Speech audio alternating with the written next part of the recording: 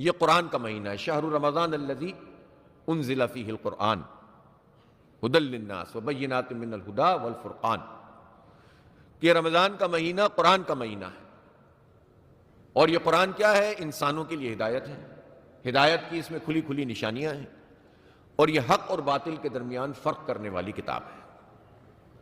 تو ایک تو اس سے ہدایت حاصل کرنی چاہیے، اور اس میں جتنی نشانیاں ہیں اس سے استفادہ کرنا چاہیے، وہ اسی وقت ممکن ہے جب ہم اس کو سمجھ کے پڑھیں گے۔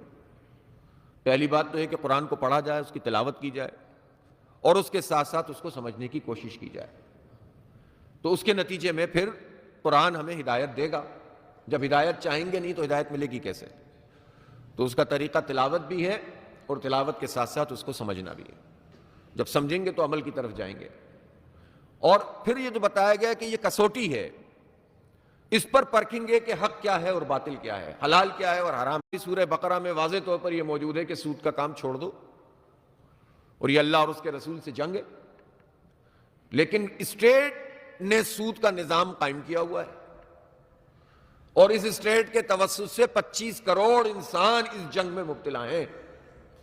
اس کی حیثیت یہ ہے، جو اس نظام کو بدلنے کی کوشش نہیں کرے گا، نعوذ باللہ، وہ اللہ اور اس کے رسول کے خلاف جو جنگ ہو رہی ہے اس جنگ میں شیطانوں کے ساتھ کھڑا ہوگا، سود کا نظام چلانے والوں کے ساتھ کھڑا ہوگا۔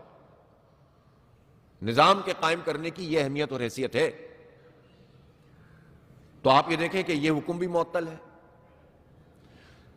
تو جب یہ سب احکامات معطل ہیں تو قرآن کی پکار اور للکار کیا ہے؟ قرآن ہمیں اس طرف بلاتا ہے کہ آؤ، مجھے پڑھو، مجھے سمجھو، مجھ پر عمل کرو، اور میں جو نظام لے کر آیا ہوں اس کو اپنے معاشروں میں قائم کرو، اپنی ریاستوں میں قائم کرو۔ جب ہم ہاتھوں کو اوپر اٹھا کر اللہ اکبر کہتے ہیں تو اس کا مطلب ہے کہ دنیا کے سارے الہ، دنیا کے سارے خدا ان کا انکار کر رہے ہیں، اور ایک اللہ ہی بڑا ہے۔ اس کی بڑائی کو ہم تسلیم کرتے ہیں، اور اس کی بڑائی کو صرف مسجد میں نہیں تسلیم کرتے، نماز میں تسلیم نہیں کرتے، زندگی کے ہر شعبے میں تسلیم کرتے ہیں۔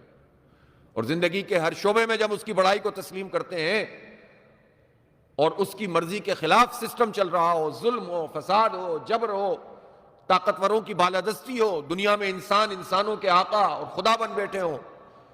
آپ سنتے ہیں نا کہ وہ ٹرمپ کون سی زبان میں بات کرتا ہے؟ میں جہنم بنا دوں گا، میں یہ کر دوں گا اگر یہ نہیں کیا۔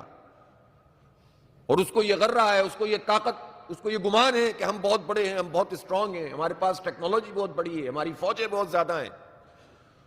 اور ایک طرح سے وہ طاغوت بن کر اللہ سے بغاوت کر کے سامنے آ کر کھڑے ہو جاتے ہیں، اور انسانوں سے کہتے ہیں کہ ہماری تابعداری کرو۔